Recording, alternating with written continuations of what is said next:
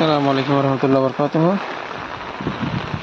এই যে বাটা জাল নামে পরিচিত আমাদের এখানে চট্টগ্রামের দিকে, এখানে টুই মাছ, পুঁটি মাছ, কই মাছ, গুলডা মাছ, ট্যাংরা মাছ, এই মাছগুলো এখানে ধরা হয় জালগুলো দিয়ে। এখানে প্রচুর পানি বিলের মধ্যে, মাশাআল্লাহ অতই পানি ডলের মধ্যে মাছগুলো উপর দিকে আসে, নদী নিচের দিকে আসে, জালের মধ্যে আটকে পড়বে। আমরা দুই মিলে কাজগুলো করতেছি। আমার এক ভাই, ছোট ভাই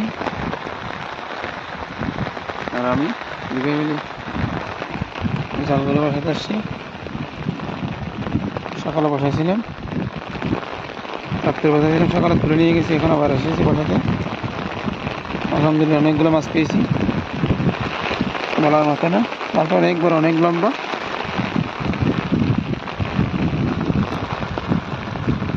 জালটা অনেক লম্বা। এখানে জাল নামে পরিচিত চট্টগ্রামে, অন্যান্য বিভাগে কি পরিচিত জানি না আমি।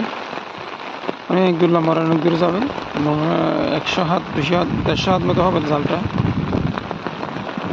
এটা সুতার জাল, প্রচুর পানি এখানে।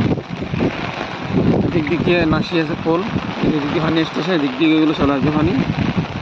রাস্তা সেদিকে আসলে এই মাছগুলো জাল আটকা পড়বে। এদিকে প্রচুর পানি, কালে বিলে জিলে পানি বলার মতো না।